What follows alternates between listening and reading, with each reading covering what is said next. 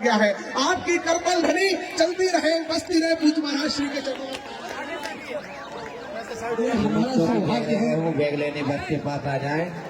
कुछ बैग रह गए हैं, जिन भक्तों के रह गए बैग लेने आ जाए बस के पास। चलिए आप लोग सब पीछे हो जाइए। 10-15 बैग रह गए हैं, बस के पास आ जाए जिन भक्तों के रह गए हों बैग।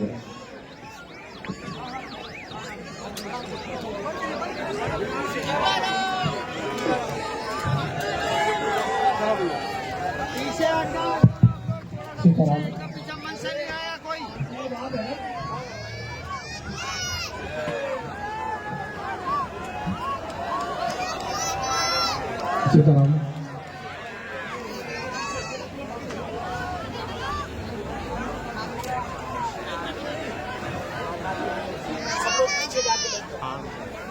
ऋषि सेक्रेटरी मंच के पास ना आए कोई भी।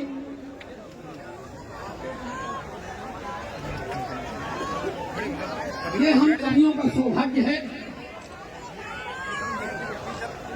हमारे सरकार आप लोग कृपा करके थोड़ा मंच से दूर रहें।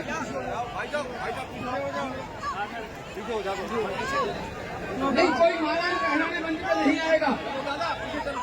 मुंह से प्रणाम करिए भैया, ये माला पहनाने मंच पर मत आए लोग।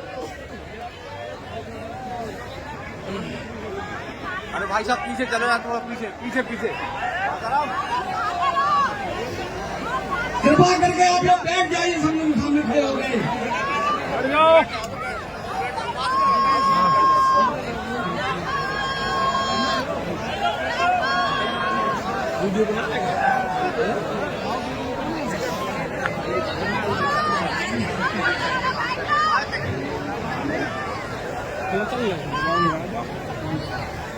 है आपसे ये जो पाणीपुत्र यहाँ आए हैं, बस एक एक स्मृति चंद को देन का आशीर्वाद दें।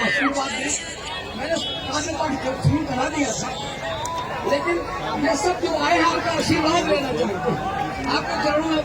हाँ बिल्कुल ठीक, तो आपको भी होगा।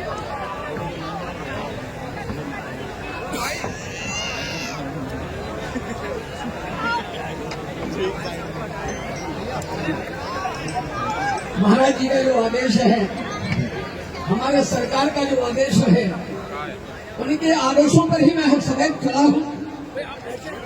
और जब तक मेरा जीवन ही आपके चरणों में समर्पित है सरकार, मैं प्रणाम करता हूँ परम पूज्य अनिरुद्धाचार्य जी के चरणों में।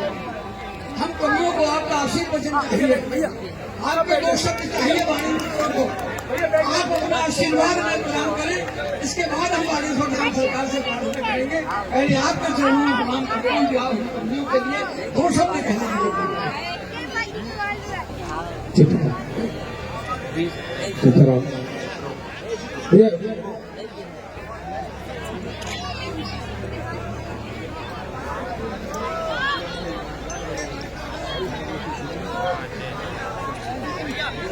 हम लोग बैठ जाएंगे। बिना बात बैठ जाए। जो हमारे पत्रकार बंधु हैं, जो हमारे सोशल मीडिया की टीम है, उनसे बिना बात रहे हैं आप हमारे स्थान पर विराजमान हो जाए। इससे भी जो पीछे जो भक्त बैठे हैं वो काफी समय से इंतजार कर रहे हैं विष्णु भगवान के दर्शन के लिए, उनको अच्छे से दर्शन हो पाए। प्लीज बैठे भैया, प्लीज बैठे। कुछ सेवादार आ जाए, थोड़ा व्यवस्था बना दें, पुलिस प्रशासन आ जाए। सभी हमारे जो भाई है, भाई बंधु है, हमारे बीच में आप देख रहे हैं कि शंकर भगवान पधार चुके हैं। और ऐसा लग रहा है कि आज नवरात्र की पावन दिना में संत भगवान पूरे भारतवर्ष से पधारे हैं। और हमारे बीच में पूज्य महाराज सत्यनारायण महाराज जी भी हैं, हरिद्वार से पधारे महाराज जी भी हैं। और वृंदावन धाम से भी आप सभी जानते हैं पूज्य महाराज सिंह भी विराजमान है। पहले हम सभी ऐसे वचन सुन के लिए सत्यनारायण महाराज जी के सिवा आगे की ओर चलेंगे। बोलिए रामायण सरकार की जय, बालाजी सरकार की जय। परम पूज्य बागेश्वर धाम सरकार के श्री चरणों में प्रणाम।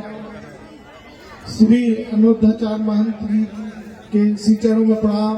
श्री हमारे हनुमानगढ़ी के महंत राजू दास जी महाराज के श्री चरणों में प्रणाम। और मंच पर विराजमान सभी संतों के श्री चरणों में प्रणाम। बुंदेलखंड वो भूमि है जहां से हमेशा क्रांति उठी है। 1857 की क्रांति, वीरांगना रानी लक्ष्मीबाई, वो देश आजाद हुआ था। आज सनातन की क्रांति हमारे परम पूज्य बागेश्वर सरकार के शंखनाद से संपूर्ण भारत और विश्व में उठी है। हिंदू एकता के लिए, हिंदू राष्ट्र के लिए महाराज जी ने जो संकल्प लिया है, वो हम हिंदुओं का जो उत्पीड़न हो रहा था, हम बहुसंख्यक होते हुए भी जिस तरह से सताए जा रहे थे, मैंने इस पर एक छोटी सी कविता लिखी है कि अगर इन हिंदुओं की कहानी हम सुनाने लगेंगे तो इंसान पत्थर भी आंसू बहाने लगेंगे। क्या हमारे देश में ही हमारी बहन बेटियों के साथ लफ्ज़-ए-हाल होता है, हिंदुओं को काटा जाता है, हमारी धार्मिक देवताओं पर पत्थर बरसाए जाते हैं, हम कितना सहते हैं। आज हमारे बुंदेलखंड से इस क्रांति का आगाज हुआ है। हमारे परम पूज्य सरकार ने हिंदू एकता के लिए शंखनाद किया है। जाति पात छोड़ के एकजुट होके हम सब हिंदू एक हैं और इस क्रांति को संपूर्ण विश्व में पहुंचाना है, जिससे हमारा हिंदू कहीं पर भी शोषित न हो और हिंदू सशक्त बने। हम सब ये संकल्प लें और महाराज जी के श्री चरणों में प्रणाम करें कि ऐसे बुंदेलखंड में महान संत और महापुरुष जो बुंदेलखंड की धरा से पुनः शंखनाद कर रहे आजादी का, जिस तरह वीरांगना रानी लक्ष्मीबाई ने किया था, और हम सबको साथ देना है तन मन धन से। आपसी स्वार्थ से ऊपर उठकर इस शंखनाद में साथ चल रहा है। इसी के साथ मैं परम पूज्य बागेश्वर सरकार के श्री चरणों में प्रणाम करता हूँ। जय श्री राम, जय श्री राम, जय श्री राम।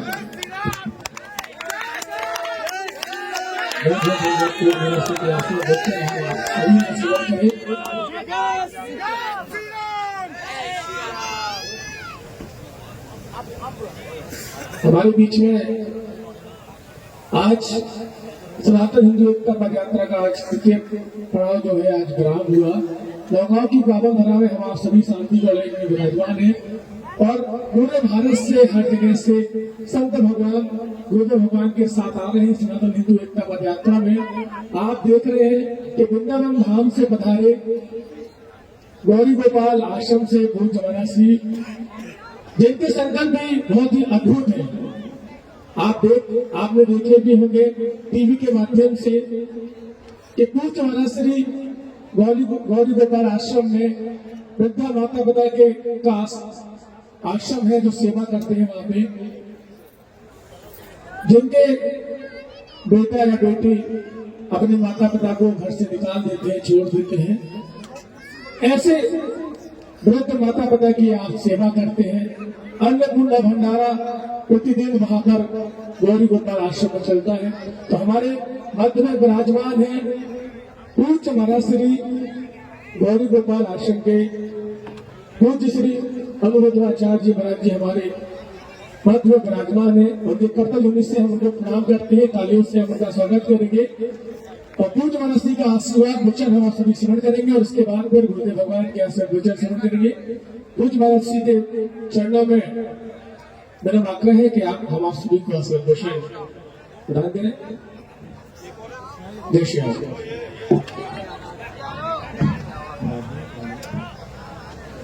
बोलिए भक्तवत्सल भगवान की,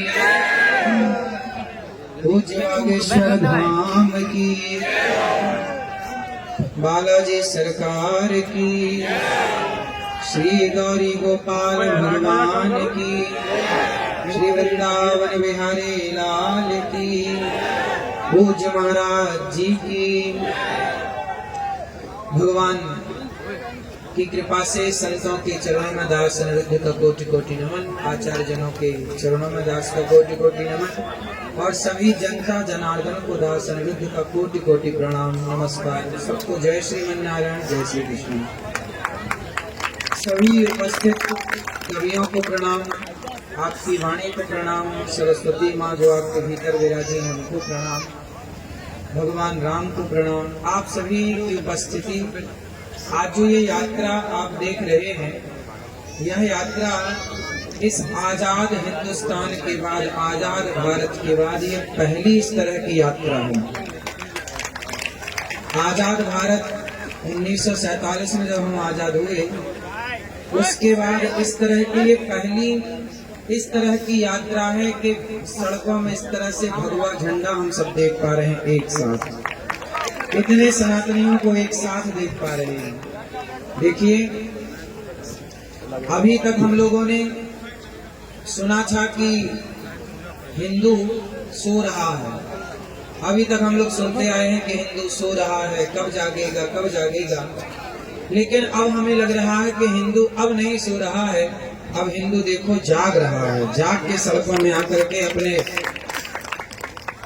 अपने अधिकार की बात कह रहा है। अभी तक क्या हुआ कि हम लोग अपने अधिकार की बातें कह ना पाए, अपने अधिकार की लड़ाई लड़ ना पाए, हम बटे थे। और इस बंटवारे में आपको पता है हम कितने वर्षों तक गुलाम रहे अंग्रेजों के और मुगलों के? कितने वर्षों तक गुलाम रहे? 500 साल तो मुगलों की गुलामी की, 200 साल अंग्रेजों की गुलामी की, टोटल हम 700 साल तक बटे रहे और गुलाम रहे। जानते हो क्यों गुलाम रहे?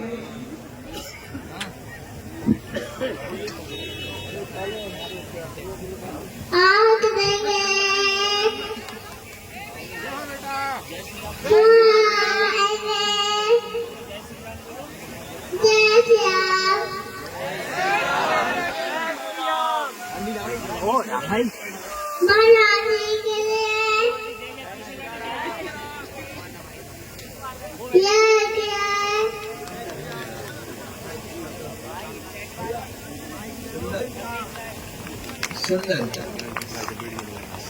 700 सालों तक हम गुलाम क्यों रहे? अंग्रेजों ने क्या नारा दिया था? फूट डालो शासन करो, फूट डालो, जोर से फूट डालो। ये नारा किसने दिया?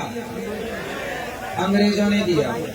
हम सबके बीच में फूट डाली। क्या फूट डाली? हम लोगों को आपस में लड़ाया। जय श्री राम।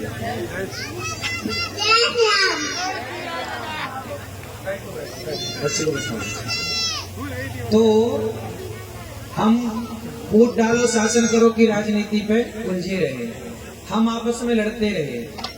हमने आपको पहले भी बताया है, पूज्य महाराज जी के द्वारा जो कन्याओं का विवाह हर वर्ष होता है, उस कन्याओं के विवाह में जब हम 2 वर्ष पहले पिछले वर्ष जब आए थे, तो महाराज जी के सामने ही, महाराज जी के साथ ही ये दास अनिरुद्ध ने कहा था, आपको याद होगा, हम कितने भाई हैं?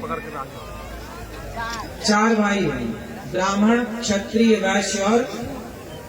अच्छा एक बात बताओ, पूज्य महाराज जी कह रहे हैं कि हिंदू राष्ट्र बनाओ, सरकार को निवेदन कर रहे हैं, आप सब सम्मिलित हैं यात्रा में। ये दास अनिरुद्ध भी आज यात्रा में सम्मिलित हुआ और हमें अच्छा लगा आप सबका दर्शन करके। अच्छा सोचो, सारा हिंदू समाज, सारा भारत चाहता है कि हिंदू राष्ट्र बने। आप में से कितने लोग चाहते हैं कि हिंदू राष्ट्र बने? अच्छा ये बताओ, महाराज जी जो काम पूज्य बागेश्वर धाम सरकार जो कार्य कर रहे हैं, इस कार्य में हम सभी भारतवासियों को एकजुट होकर के एक मंच में खड़े होकर हिंदू राष्ट्र की मांग करनी चाहिए कि नहीं करनी चाहिए? अब हम विभाजित न रहें, अब हम संगठित हो जाएं। कोई व्यक्ति चल रहा है तो हम या तो संग चलें, या फिर हम साथ में शारीरिक नहीं चल पा रहे हैं तो घर बैठे ही समर्थन करें। यदि आप सनातन को मजबूत करना चाहते हैं तो कुछ बातें ध्यान से सुनिए। एक तो पक्ष ये है कि देश हिंदू राष्ट्र बने। थोड़ी देर के लिए इमेजिन करो, सोचो, यदि ये भारत हिंदू राष्ट्र नहीं बना, थोड़ी देर के लिए सोचो, यदि ये भारत हिंदू राष्ट्र नहीं बना, और थोड़ी देर के लिए सोच लो कि आज दक्षिण भारत में आप जाओ तो इसी भारत में हमारे हिंदू अल्पसंख्यक हो गए कि नहीं? हाँ या ना?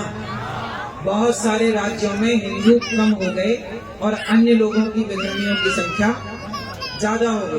एक छोटी सी कल्पना करो, जरा सोचो कि यदि ये भारत मुस्लिम राष्ट्र बन जाए, यदि ये भारत हिंदू राष्ट्र हम चाह रहे हैं कि बने, यदि हिंदू राष्ट्र के लिए हिंदुओं ने समर्थन नहीं दिया, यदि हिंदू खड़े नहीं भये, और जरा सोचो कि यदि ये देश मुस्लिम राष्ट्र बन गया, तो मुझे एक प्रश्न का उत्तर देना।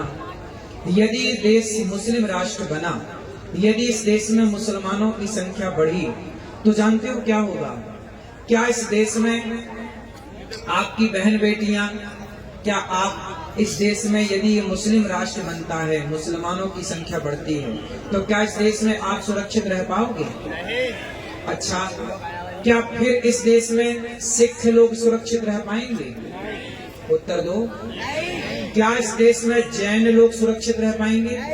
अब जैन कहें, सिख कहें कि जी हम हिंदू राष्ट्र में हम सहयोग क्यों करें, क्योंकि आप तो हिंदू राष्ट्र की बात कर रहे हैं। अब जैन लोग कहें कि जी हम आपका समर्थन क्यों करें, सिख कहें जी हम आपका समर्थन क्यों करें, हमारे बौद्ध लोग कहें कि जी हम समर्थन क्यों करें, क्योंकि हम तो बौद्ध धर्मावलंबी हैं, आप तो हिंदू राष्ट्र की मांग कर रहे हैं। तो जैन कहे, सिख कहे और बौद्ध कहे कि हम आपका समर्थन क्यों करें। तो मैं उन लोगों के लिए एक बात बताऊं, कभी ये सवाल कोई आपसे करे तो आप उत्तर दे पाएं। इसके लिए हिंदू राष्ट्र मतलब है सनातन राष्ट्र। हिंदू राष्ट्र का मतलब है सनातन राष्ट्र, और ये सभी लोग सनातनी हैं, चाहे वो सिख हो, चाहे वो जैन हो, चाहे वो बौद्ध हो। अब यहाँ एक छोटी सी बात जो मैंने कही, उसकी जरा बात समझो। यदि जैन कहते हैं कि हम आपका समर्थन क्यों करें, क्योंकि आप तो सनातन राष्ट्र बनाना चाहते हैं, हिंदू राष्ट्र बनाना चाहते हैं, तो उन जैन भाइयों से पूछना, उन सिख भाइयों से पूछना, उन बौद्ध भाइयों से पूछना कि यदि ये भारत मुसलमानों के कब्जे में आया और ये मुस्लिम राष्ट्र रहा, तो बताओ क्या ये मुसलमान फिर सिखों को रहने देंगे? क्या ये मुसलमान जैनों को रहने देंगे? क्या जैनों की और सिखों की बहन बेटियां सुरक्षित रहेंगी? क्या बौद्ध सुरक्षित रहेंगे? इसलिए सनातन सुरक्षित है तो सिख, जैन, बौद्ध, संपूर्ण विश्व सुरक्षित है। यदि सनातन सुरक्षित नहीं है ना मेरे भाइयों, तो कोई आपको बचाने वाला नहीं है। इसलिए कहता हूं कि सनातन का समर्थन सबको करना चाहिए। हमारे जैन भाई ये भी सनातनी हैं, हमारे सिख भाई ये भी सनातनी हैं, और हमारे बौद्ध भाई ये भी सनातनी हैं। हम सबको सनातन का साथ देना चाहिए। सब एक है। यदि हट गए, जैसे हम बात करते हैं जातियों की, ब्राह्मण, क्षत्रिय, वैश्य, शूद्र, हम इन जातियों में तो बटे हैं, लेकिन एक बात बताओ, क्या जैन और हिंदू अलग हैं? जैनों के भगवान हैं भगवान ऋषभदेव जी। 24 तीर्थंकर में एक तीर्थंकर भगवान ऋषभदेव जी, हाँ या ना? अब ये बताओ कि जैन ऋषभदेव जी को मानते हैं और हम लोग 24 अवतारों में एक अवतार हम लोग भगवान ऋषभदेव जी को मानते हैं। हमारे 24 अवतारों में भी एक अवतार कौन है? भगवान ऋषभदेव जी। तो जैन और हिंदू, जैन और हम सनातनी, हम दोनों की विचारधारा एक है कि नहीं? माना कि मत अलग अलग हो सकते हैं, विचारधाराएं अलग अलग हो सकती हैं, पर हम हैं तो एक ना। इसलिए मैं जब बात करूं सनातन की, मैं जब बात करूं सनातन धर्म की, मैं जब बात करूं हिंदू राष्ट्र की और सनातन राष्ट्र की, यदि कोई आपको कहे कि जी हिंदू राष्ट्र बन रहा है, हम क्यों नहीं, ये सनातन राष्ट्र है। हिंदू राष्ट्र मतलब सनातन राष्ट्र, और सनातन राष्ट्र बनेगा, हम सुरक्षित रहेंगे। सनातन कहते हैं ना कि नींव यदि बचेगी, नींव मजबूत है तो इमारत टिकी रहेगी, कितना भी तूफान और कितना भी भूकंप आए। नींव कमजोर है, इमारत कितनी सुंदर है तो ढह जाएगी, गिर जाएगी। तो इस दुनिया की नींव सनातन ही है। सनातन सुरक्षित है तो सब सुरक्षित है।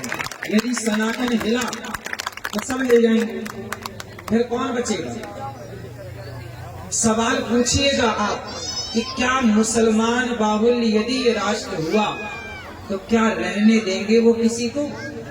एक छोटा सा मैं एग्जाम्पल देता हूं आपको। पृथ्वीराज चौहान का नाम तो सुना होगा। पृथ्वीराज चौहान इतने बढ़िया राजा थे, इतने अच्छे योद्धा थे कि उन्होंने मोहम्मद गौरी को कई बार पराजित किया। इतिहास पढ़ा होगा आप लोगों ने। लेकिन क्या हुआ, जब पृथ्वीराज चौहान का विवाह हुआ संयोक्ता के साथ, तो संयोक्ता के पिता थे, जानते हो संयोक्ता के पिता का नाम क्या था? जयचंद। जयचंद को ना गुस्सा आई कि मेरी बेटी से इसने ब्याह क्यों कर लिया। देखिए, आपस का द्वेष, आपस की नफरत, यदि हम आपस में लड़ बैठेंगे तो देश को कौन संभालेगा? कोई भी बाहर वाला अपने घर से हमें निकालेगा। दीवानों, जरा होश करो मेरे देश प्रेमियों, आपस में प्रेम करो देश प्रेमियों। देखो जरा, पृथ्वीराज चौहान इतने अच्छे राजा थे। मोहम्मद गौरी भारत का दुश्मन था, उसको पराजित भी किया, लेकिन जयचंद ने जाकर के मोहम्मद गौरी से हाथ मिला लिया और मोहम्मद गौरी से बोला कि एक काम करो, हमारी सेना और तुम्हारी सेना मिल करके अपन पृथ्वीराज को हराते हैं। लेकिन शर्त रखा जयचंद ने, एक काम करना कि आप दिल्ली के, आप सारा खजाना तो आप ले जाना, सोना पृथ्वीराज का तुम लूट लेना, लेकिन दिल्ली की जो गद्दी है वो मुझे दे देना। तो मोहम्मद गौरी बोला ठीक है, क्या दिक्कत है। अब मोहम्मद गौरी की सेना जब हो गई ज्यादा, उसका बल हो गया ज्यादा, क्योंकि जयचंद ने साथ दे दिया। अब जब साथ दिया, समर्थन दिया, तो पृथ्वीराज को उन्होंने, जब वो शयन कर रहे थे, अधर्म से पकड़ लिया और ले गए और आंखें फोड़ दी, आप सब जानते हो। फिर क्या हुआ, जयचंद ने बोला मोहम्मद गौरी से चलो अब दिल्ली की सत्ता दो, सोना तुम ले जाओ, सत्ता हमें दे जाओ। तब जयचंद को मोहम्मद गौरी ने चौराहे पर खड़ा करके मारा।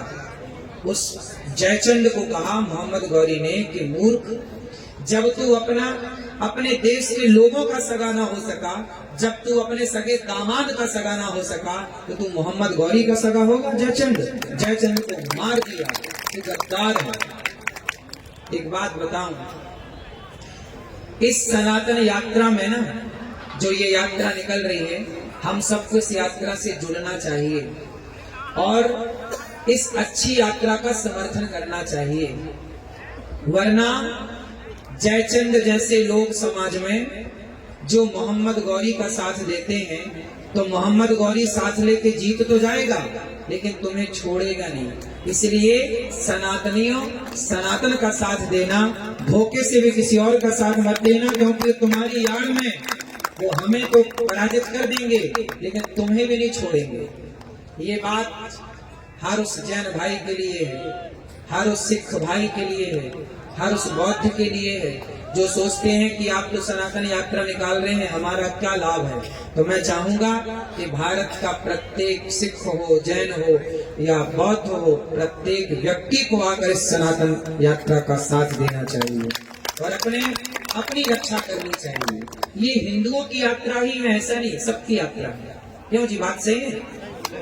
अब ये बताओ, हम जातियों में बट गए, ब्राह्मण बट गया, क्षत्रिय बट गए, वैश्य बट गए, शूद्र बट गए। हमने कई बार कथा में कहा, वेद मंत्र इसका प्रमाण है। बताओ, ब्राह्मण, क्षत्रिय, वैश्य, शूद्र, इन चारों के पिता कौन है? चारों का बाप कौन है? बोलो। ये सब बातें आप याद कर लो, कोई भी पूछे तुरंत फट से जवाब दे दो। ब्राह्मणों से मुखमासीत बाहु राजन्यः पिता ऊरु तदस जद वैश्याः पदभ्यां शूद्रो अजायत। ये वेद वाक्य है। वेद वाक्य, वेद कहते हैं कि ब्राह्मण भगवान के मुख से प्रकट हुआ, क्षत्रिय भगवान की भुजा से प्रकट हुआ, वैश्य भगवान की जंघाओं से प्रकट हुआ, शूद्र भगवान के चरणों से प्रकट हुआ। तो बताओ, चारों का बाप एक है कि नहीं? एक भगवान से तो चारों पैदा भये। जब तुम्हारा बाप एक है तो तुम झगड़ा किस बात का कर रहे हो? चारों का बाप एक है तो झगड़ा किसका है? क्यों जी? इसलिए हमारे पिता एक हैं, भगवान नारायण सबके पिता। तो तुम चार भाई हो, हमें कैसे रहना है यहाँ पर? भाई की तरह। ब्राह्मण हमारा भाई है, क्षत्रिय हमारा भाई, वैश्य शूद्र हमारा भाई है। हमने कभी माता, भगवान राम ने माता शबरी को गले लगाया कि नहीं? झूठे बेर खाए कि नहीं? निषाद को गले लगाया कि नहीं?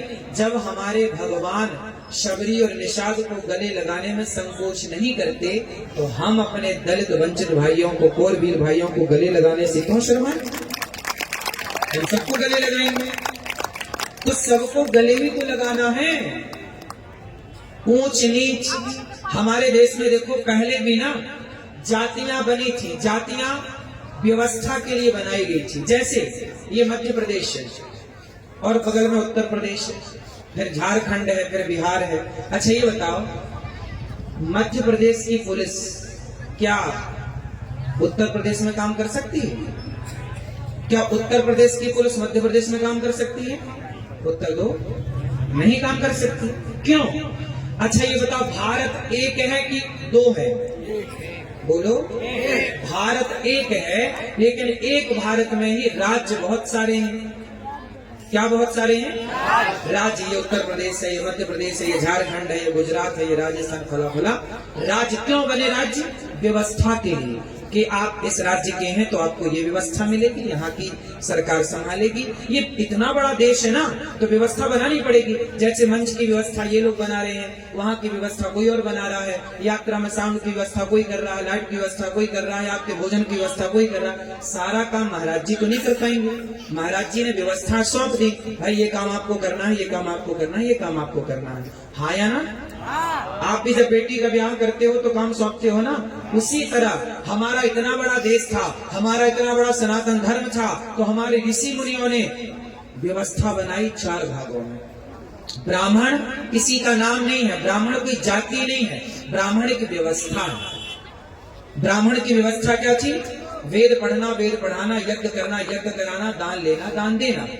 पहले के जमाने में बताओ, राम जी पढ़ने कहाँ गए?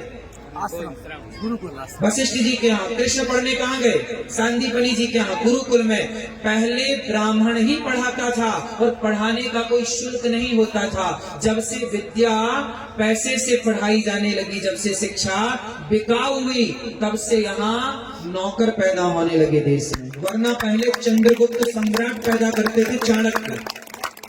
चाणक्य ने पढ़ाया चंद्रगुप्त को, क्या बनाया? बोलो। चंद्रगुप्त को नौकर बनाया कि सम्राट? हाँ। जब पहले चाणक्य ने क्या चंद्रगुप्त को पढ़ाने की कोई फीस ली? बोलो। नहीं ली ना, कोई फीस नहीं ली। तो चंद्रगुप्त को पढ़ाकर चाणक्य ने सम्राट बनाया। पहले वशिष्ठ जी ने पढ़ाए राम को, तो सम्राट बना के बिठा दिया। कृष्ण जी को पढ़ाए पंडित जी ब्राह्मण सांदीपनि ने, सम्राट बना के बिठा दिया। पहले की शिक्षा बिकाऊ नहीं थी, पहले ब्राह्मण पढ़ता था और शिष्य को निस्वार्थ भाव से पढ़ाता था। सुनो, गुरु द्रोणाचार्य का नाम तो सुना होगा। ये बताओ, गुरु द्रोणाचार्य के बेटे का नाम क्या था? अश्वत्थामा। खुद का बेटा था ना, लेकिन अर्जुन, अब बताना, समझना, अर्जुन ज्यादा बड़े धनुर्धर थे कि अश्वत्थामा? अर्जुन। जोर से। अर्जुन। क्यों? यदि अर्जुन को पढ़ा सकते हैं गुरु द्रोणाचार्य, तो खुद के बेटे को भी तो पढ़ा सकते थे ना। अर्जुन को इतना बड़ा योद्धा बना सकते थे, तो खुद के बेटे को भी तो बना सकते थे ना। क्यों नहीं बनाए? बताओ। क्योंकि जो ब्राह्मण था ना, ब्राह्मण जो होता है वो पढ़ाता है, तो वो ये देख कर पढ़ाता है कि ये विद्या का प्रयोग कहाँ करेगा, ये पढ़ने योग्य है या नहीं, ये विद्या का सदुपयोग करेगा कि दुरुपयोग करेगा। उनको समझ आ गया कि मेरा बेटा मेरी विद्या का मिसयूज कर सकता है, इसलिए कुछ विद्याएं उन्होंने अपने पुत्र को ना दे करके अर्जुन को योग्य मान करके अर्जुन को पढ़ाया। ये पहले का ब्राह्मण था। ब्राह्मण निस्वार्थ पढ़ाएगा, ब्राह्मण का काम था पढ़ाना और कोई फीस नहीं लेना, ये काम था ब्राह्मण का। इसलिए गौरी गोपाल गुरुकुल में 150 बच्चे पढ़ रहे हैं, कोई फीस नहीं लगती उन बच्चों की। ये दास निवृत्त उनकी सेवा करता है पढ़ाने लिखाने की, आज भी वो गुरुकुल परंपरा जिंदा है। तो ब्राह्मण का काम पढ़ाना था, ब्राह्मण एक व्यवस्था थी। क्षत्रिय क्या था? तलवार उठाओ चलो और राज्य की सीमा की रक्षा करो, देश की रक्षा करो। क्षत्रिय व्यवस्था थी, जो तलवार उठाए। वैश्य जाओ पैसे कमा के लाओ, देश को मजबूत करो, पैसा कमाओ। शूद्र की व्यवस्था थी कि तुम सबके साथ, जैसे लोहार, तलवार पृथ्वीराज चौहान के पास जो तलवार थी, वो तलवार किसने बनाई थी? महाराणा प्रताप के पास तलवार थी, झांसी की रानी के पास तलवार थी, तो क्या झांसी की रानी खुद ने तलवार बनाई थी? कोई लोहार ही तो बनाया होगा, नहीं बनाया होगा। तो जितना बड़ा योगदान झांसी की रानी का है तलवार चलाने में, तो क्या उस लोहार का नहीं है तलवार बनाने में? इसलिए हम लोग संगठित तो शुरू से थे। नेताओं ने जातवाद का जहर घोल के हमसे आपको अलग कर दिया, आपसे आपको अलग कर दिया, आपसे आपको अलग कर दिया, और हम बढ़ते गए अपने अधिकार के लिए। देखो ये रात के 12 बजे सभा करनी पड़ रही है कि हम एक हैं, केवल ये बताने के लिए रात के 12 बजे खड़ा होना पड़ रहा है कि भैया तुम एक थे, एक हो, एक ही रहोगे। लेकिन फिर भी इस देश में आज भी जातियों के नाम पे लोग बट रहे हैं। ब्राह्मणिक व्यवस्था है बेटा, क्षत्रिय व्यवस्था है, वैश्य व्यवस्था है, और शूद्र हम सबके साथ सदा से खड़ा रहा। तो जो शूद्र हमें, हमारा मोची भाई हमें चप्पल जूता बना के देता था, तलवार बना के देता था, कुम्हार के बनाए घड़े से ही हम पानी पीते चले आए हैं सदियों से। अब बताओ, जब बच्चा पैदा होता था ना, सुनो, तुम्हारे बाप दादी जब पैदा हुए थे ना, तो गांव में ताई हुआ करती थी।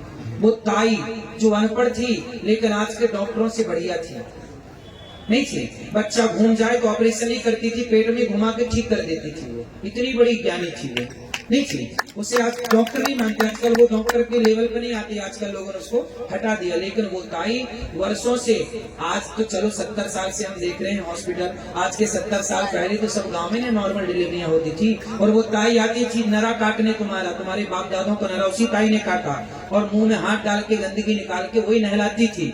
जब तक कहते हैं वो ताई स्नान नहीं कराती थी, तब तक बच्चा शुद्ध नहीं होता था। तो जिसके स्पर्श करने से, जिसके छूने से तुम्हारी संतान शुद्ध होती है, वो ताई भला अशुद्ध कैसे हो सकती है?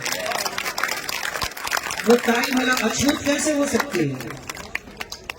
हैं? वो अछूत हो सकती है? इसलिए ये जो छुआछूत की भावना है, ये छुआछूत की भावना हम मिटाएं। और देखो, हम बात नहीं कर रहे हैं कि नहीं जी छुआछूत नहीं होनी चाहिए। मैं केवल यहाँ भाषण देने नहीं आया। गौरी गोपाल आश्रम आना, पूज्य महाराज जी के चरण पड़े हैं।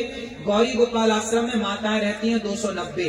वो ब्राह्मण माँ भी है वहाँ, क्षत्रिय माँ भी वहाँ, वैश्य माँ भी वहाँ, शूद्र माँ। मैंने आज तक किसी माता से जात नहीं पूछी, सभी माँओं के पांव दबाता हूँ एक साथ। तो मैं केवल छुआछूत मिटाओ, केवल कह नहीं रहा हूँ। गौरी गोपाल में वर्षों से चल रहा है, मैं छुआछूत नहीं मानता। देखो ना, गौरी गोपाल में सब माँ के पांव दबाता हूँ। गौरी गोपाल में एक रसोई चलती है, पूज्य महाराज जी भी देखो रसोई चला रहे हैं। यहाँ इतने लोग भोजन कर रहे हैं, अब इतने लोगों को यहाँ भोजन मिल रहा है। क्या महाराज जी ने किसी से जात पूछी कि भैया तुम्हारी जात क्या है? नहीं, ऐसी गौरी गोपाल में रसोई चलती है अखंड, कोई जात पात नहीं, सब आओ खाओ। जब जात पात की दीवारें हमने गिरा दी, तो आप बताओ आप कब गिराओगे? कब मिलकर करके आओगे? महाराज जी ने तो गिरा दी दीवारें।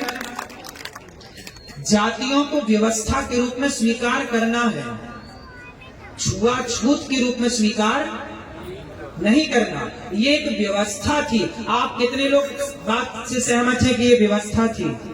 ये ऊंच नीच छुआछूत मैंने तो कभी अपने पूरे जीवन में, मैंने सबके साथ में बैठता हूँ, मैं आपके साथ बैठता हूँ, आपके साथ बैठता हूँ, मैं कभी जात पूछ के नहीं बैठता कि भैया तेरी जात क्या है। सबको गले लगाने में बुराई क्या है?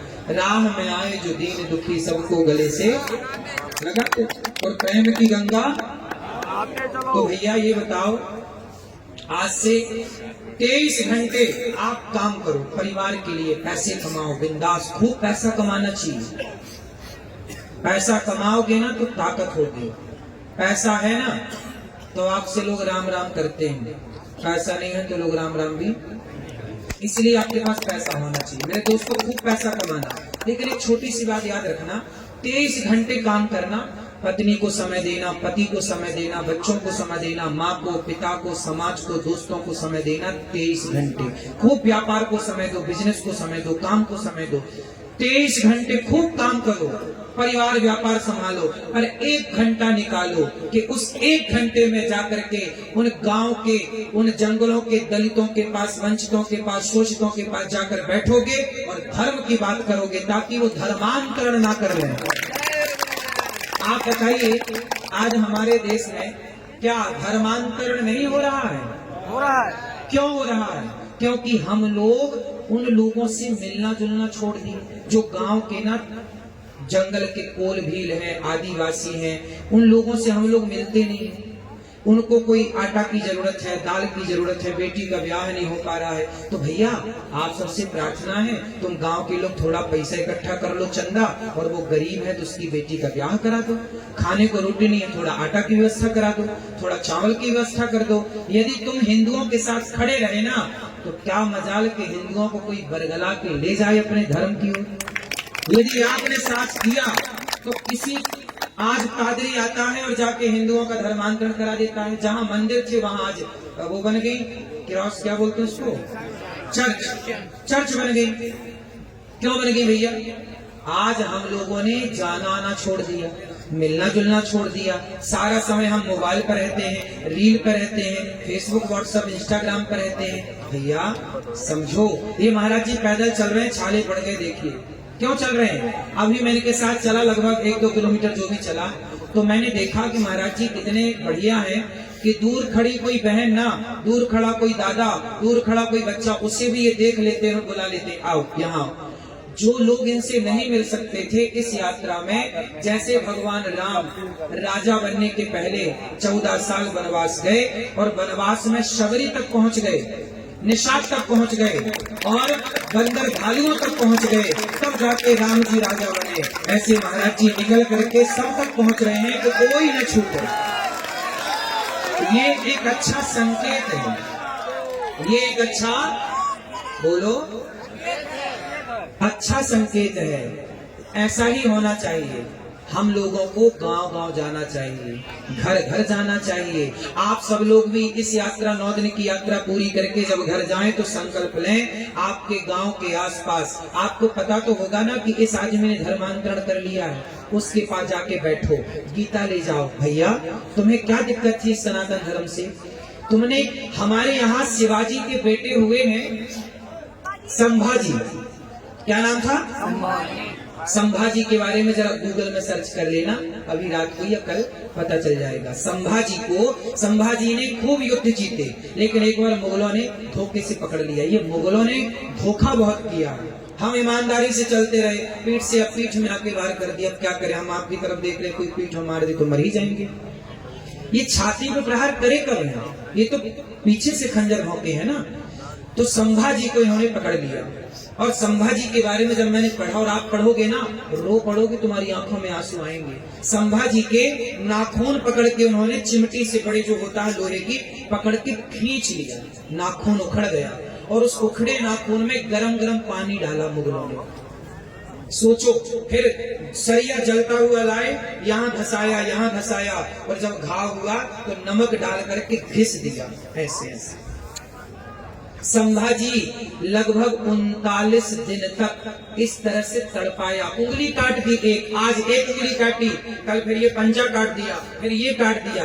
तो सोचो कितना कष्ट। और क्यों संभाजी की गर्दन में तलवार रखी? सुनो, धर्मांतरण कर लो, तुम मुगल हो जाओ, तुम मुसलमान बन जाओ, हम तुम्हें छोड़ देंगे। संभाजी बोले, मारोगे और क्या करोगे? स्वधर्मे निधनम श्रेयः पर धर्मो भयावह। गीता में लिखा है कि अपने धर्म में रह के मर जाना अच्छा है, पर अपने धर्म का परित्याग करना अच्छा नहीं है। इसका उदाहरण संभाजी महाराज मर गए, शरीर के टुकड़े टुकड़े हो गए।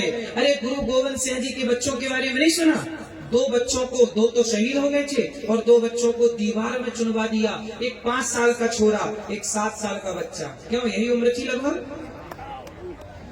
7 साल के बच्चा कितना बड़ा होता भैया? 7 साल का बच्चा, 7 साल के बच्चे को जिंदा दीवार में चिनवा दिया, दीवार खड़ी कर दी आगे पीछे से, जिंदा बच्चों को दीवार। सोचिए क्यों? बच्चों से कहा तलवार रख के गर्दन में, धर्म बदल लो। 5 साल का बच्चा बोला मार दो, मर जाएंगे, और धर्म परिवर्तन नहीं करेंगे। क्या खून था, क्या जज्बा था, क्या प्रेम था अपने धर्म से। और आज का आदमी 500 रुपया में बिक जाता है। 500 रुपया कोई दे दे, 1000 रुपया कोई दे दे, तो आदमी धर्म परिवर्तन करने को तैयार है। मेरे दोस्तों, ये सब इसलिए हो रहा है कि आप जैसे युवा अभी हमारे गांव के वंचितों तक, शोषित तक, आदिवासी दलित भाइयों तक पहुंचे नहीं है। आपसे मेरी हाथ जोड़ के प्रार्थना है, पूज्य महाराज जी की भी आपसे यही प्रार्थना है। और ये यात्रा इसीलिए निकाली गई है कि महाराज जी सब तक पहुंचे।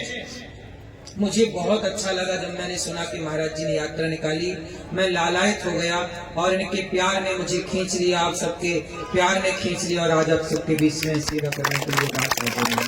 तो मुझे कितने लोग, मैं जब भी कथा करने जाता हूँ, मैं बिहार गया कथा करने, जहां भी मैं कथा करने जाता हूँ, अभी मैं यहाँ ददरुआ धाम और ग्वालियर में कथा थी, मैं जहाँ कथा करने जाता हूँ, मैं गरीब दीन दुखियों के घर जरूर जाता हूँ और उनसे पूछता हूँ कि तुम्हें कोई पैसे देके धर्मांतरण तो नहीं कराने आता?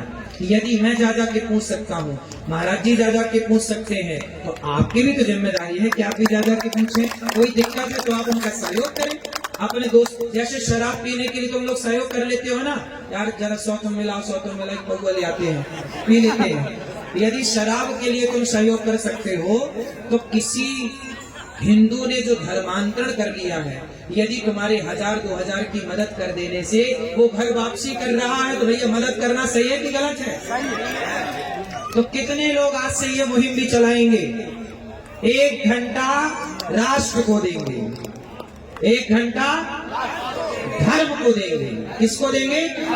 23 घंटा परिवार व्यापार के लिए काम करेंगे और 1 घंटा बैठेंगे दीन दुखी शोषित वंचित दलितों के पास जाके। क्यों भैया, कोई कमी तो नहीं है, कोई दिक्कत तो नहीं है? महाराज जी ने 200-200 300 बेटियों का विवाह करते हैं। क्यों करते हैं? भीख मांग मांग के, भैया थोड़ा सहयोग करो, थोड़ा सेवा करो, लोग देते हैं और ये महाराज जी करते हैं। पिछली वर्ष विवाह हुआ कन्याओं का, महाराज जी ने सबको गाड़ियां दी, महाराज जी ने सबको कितना सामान दिया। एक बाप अपनी बेटी को जितना नहीं दे सकता, वो जो महाराज जी ने इतना कुछ दिया बेटियों को। क्यों? ये चाहते हैं कि हमारे देश में हिंदू धर्मांतरण की आग में ना झुलसे। तो ये जितनी मदद कर सकते हैं कर रहे हैं। कुछ मदद ये कर रहे हैं, कुछ मदद हम करें, कुछ मदद आप सब करो, है ना? गौरी गोपाल आश्रम में कितने लोग कथा सुन सुन के, कितने लोगों ने धर्म छोड़कर वापस आ गए केवल सुन सुन करके। कितने लोगों को हम जा के समझाते हैं, कितने लोगों को बैठ करके प्यार से समझाते हैं। आपने प्रश्नोत्तरी में भी सुना होगा, कितने लोग आए, बोले हमने पहले बदल लिया था, बाद में कथा सुने तो वापस आए। तो ये सब चल रहा है।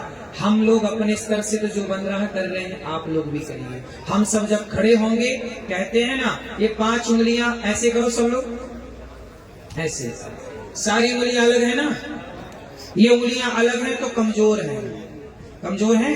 एक उंगली पकड़ के कोई भी तोड़ सकता है, लेकिन जब ये 5 उंगलियां इस तरफ बनती हैं और किसी को पड़ जाए ठूसा तो दांत बाहर आ जाते हैं, हाँ है ना?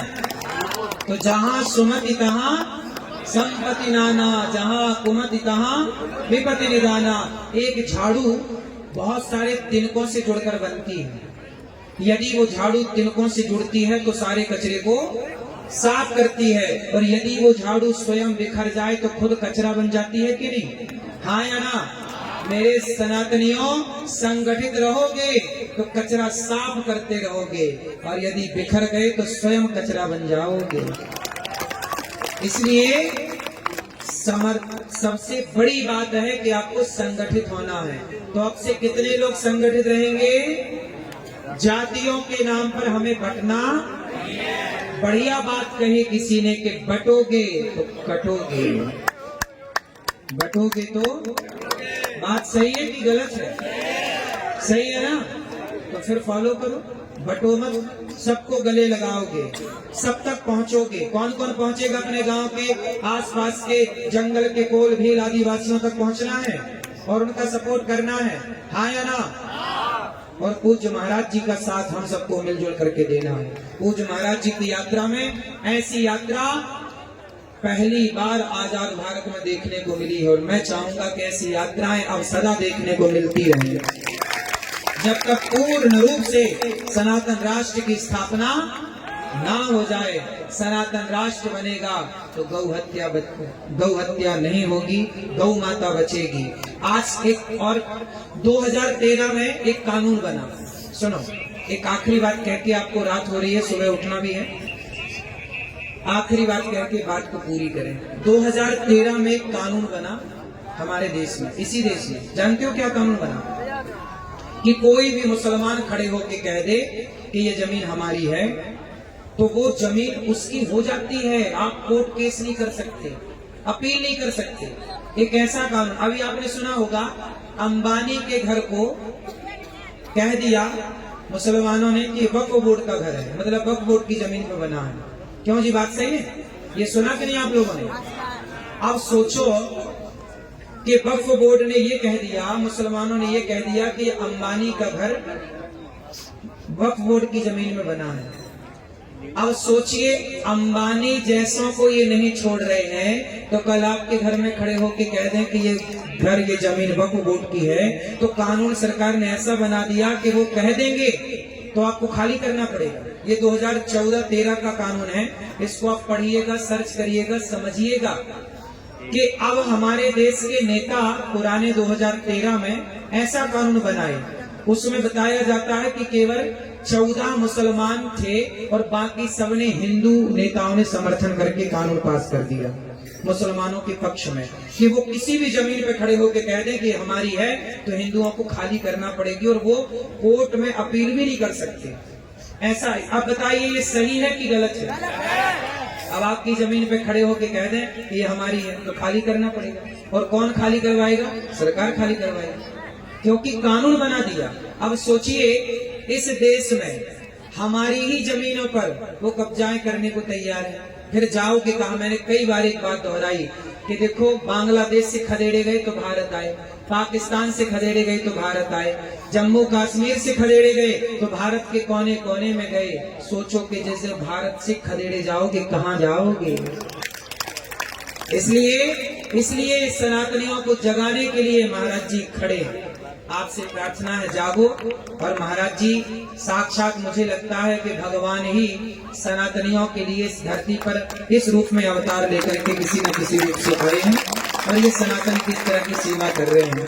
ये हमारे सनातन संस्कृति के लिए गब्बर शेर हैं और इनका साथ सदा हमें देना चाहिए, कंधे से कंधा मिलाकर खड़ा होना चाहिए।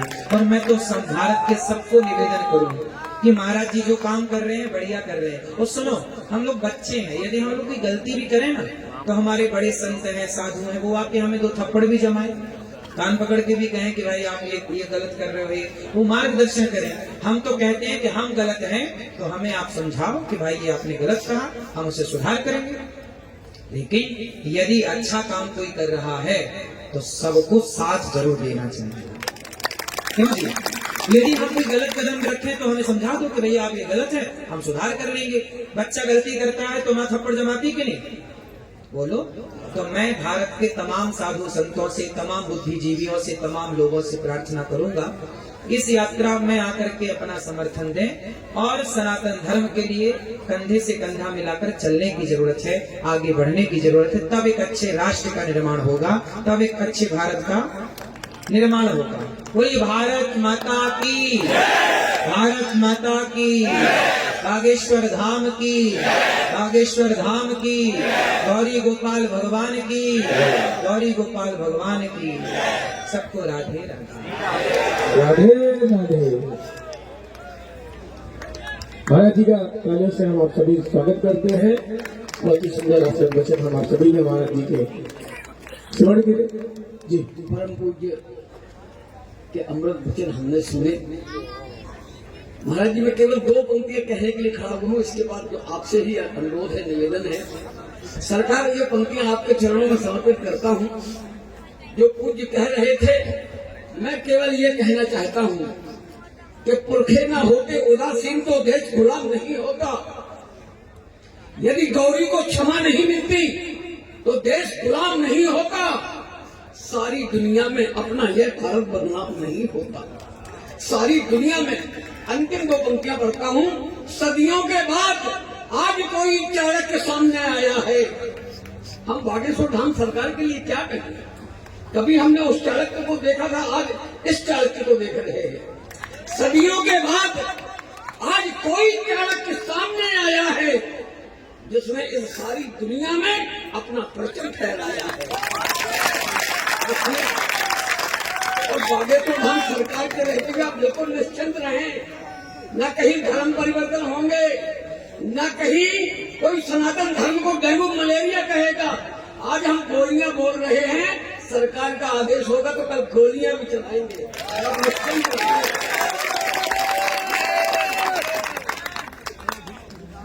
चलिए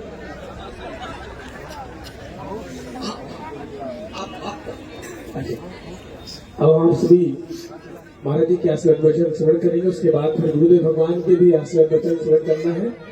उसके बाद एक और अभी कार्यक्रम है थोड़ा इंतजार कीजिए। सबसे पहले वृंदावन धाम से पधारे, वृंदावन धाम में ही परम पूज्य श्री संजय सरल जी महाराज जी के ही आप पुत्र हैं और बहुत ही सरल स्वभाव है आपका। पूज्य श्री तनय कृष्ण महाराज जी के चरणों में प्रणाम करते हैं, आपसे नमाग्रह है। आपका आशीर्वाद वचन हम आप सभी श्रवण करेंगे और उसके बाद गुरुदेव भगवान के आशीर्वाद वचन हम आप सभी श्रवण करेंगे। कृष्णम वंदे जगत यहाँ पधारे समस्त संत जनों को मेरा बारंबार प्रणाम। पूज्य बागेश्वर सरकार को मेरा बारंबार